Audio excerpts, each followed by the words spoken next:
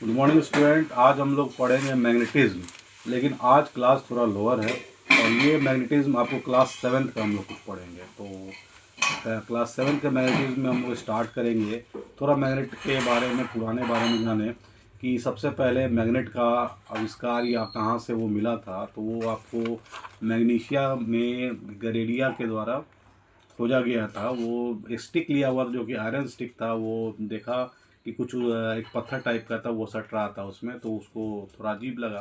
बाद में जाके ये चल के नेचुरल मैग्नेट के नाम से फेमस हुआ।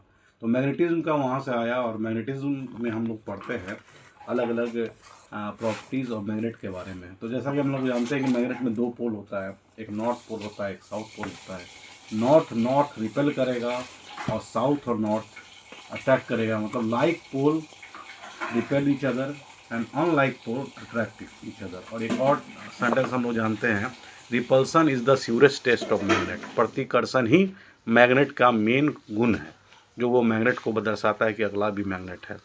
तो जैसा कि हम किताब में देख रहे हैं, बहुत सारा तरह का मैग्नेट सब आता है।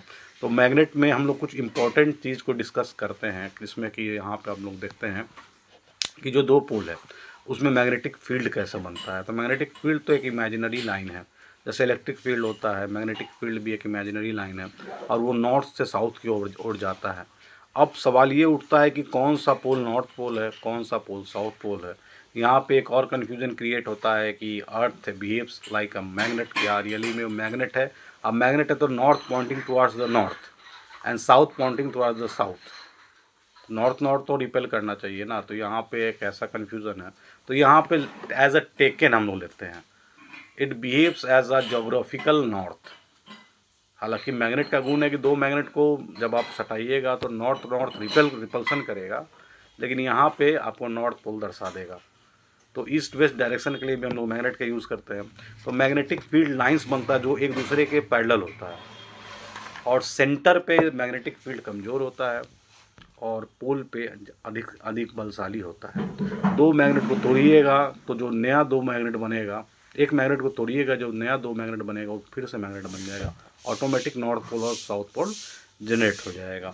तो हम लोग मैग्नेटिक फील्ड लाइंस के बारे में जाने, फिर आगे हम लोग बढ़ते हैं। तो हम लोग जानते हैं कि किस प्रकार मैग्नेट का जो आपको सन के कारण अर्थ के मैग्नेटिक फील्ड में क्या इन्फ्लुएंस होता है। तो सन के कारण अर्थ के मैग्नेटिक फील्ड में इन्फ्लुएंस ये होता है कि वो थोड़ा सा श्रिंक कर जाता है, अर्थ का मैग्नेटिक फील्ड है। तो ये क्यों होता है? ये इसलिए होता है क्योंकि सन में भी एक मैग्नेटिक फील्ड है जो एक दूसरे को उससे इन्फ्लुएंस होता है। तो 7th क्लास में वो छोटा छोटा टॉपिक सब पढ़ना है मैग्नेट के बारे में। थोड़ा सा हम और ध्यान केंद्रित करना चाहेंगे कि मैग्नेट के साथ फिजिक्स में उतना इंसाफ हुआ नहीं। हालांकि इसका एक अलग किताब मैग्नेट के बेस पे होना चाहिए जो कि टोटल मैग्नेटिज्म के बारे में बताए, जो कि हम लोग हायर, जैसे जितना ऑप्टिक्स और इलेक्ट्रिसिटी में ध्यान दिया गया है मैग्नेटिज्म में थोड़ा कम। हालांकि हायर क्लास में पढ़िएगा, electricity and magnetism goes side to side, side by side, जैसे कि मैक्सवेल में है।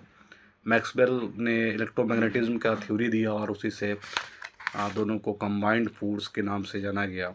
तो 7th क्लास में और इम्पॉर्टेंट चीज़ आपको इसमें कोई ख़ास नहीं है। यहीं तक तो हमको लग रहा है कि 7th क्लास फिनिश हो जाएगा। Thank you.